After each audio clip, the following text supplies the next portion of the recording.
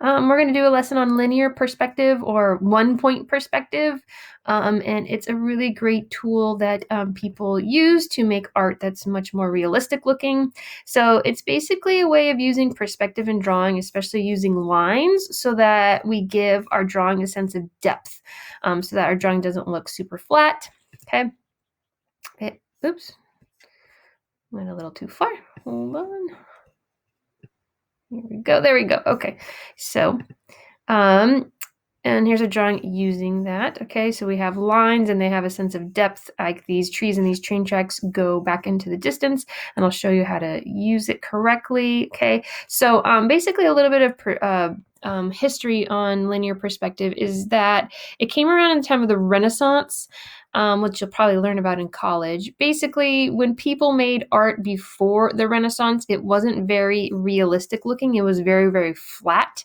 This just basically looks like they cut and pasted a bunch of figures together, and this doesn't make sense. Look, there's like animals walking on the floor, and then there's people floating in the sky, and look, there's a horse that's like flying. This doesn't make sense.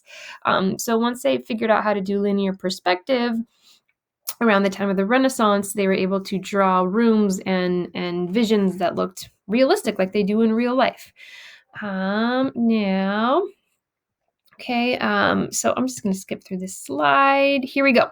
So I'm borrowing this presentation from another person, but as you can see, this painting doesn't look so flat. We actually look like we're looking through like a little marketplace. And as you see, the people and the buildings kind of go back into the distance. And this artist used perspective to do that, linear perspective. And I'll show you a little bit more about how that works. But we do use, there's some key terms. We have to have a horizon line.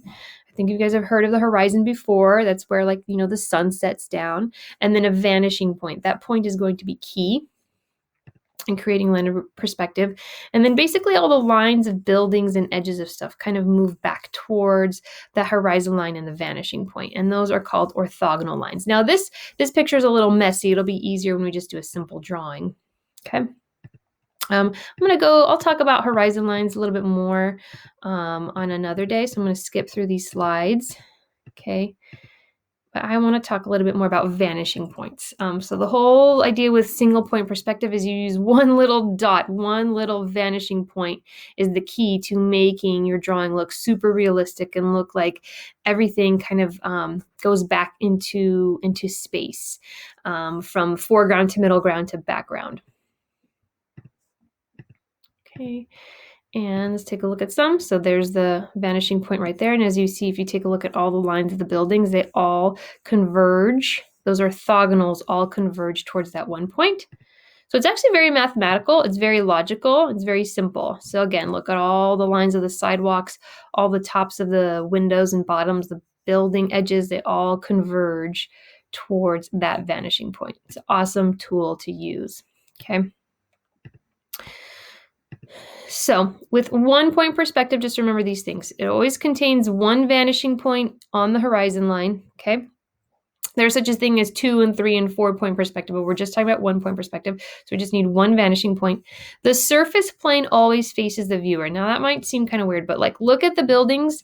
This is the surface plane. The front edge of the buildings always faces us. And then the sides converge towards that vanishing point. Okay, so that's what it means, and we'll practice it. And then again, the orthogonal lines converge towards that vanishing point. So again, those lines, the edges of the buildings, the edges of the windows, the sidewalks, they all go back and converge towards that one vanishing point. Okay, now we're going to practice right now. So get some paper and a pencil and a ruler. Ruler is key.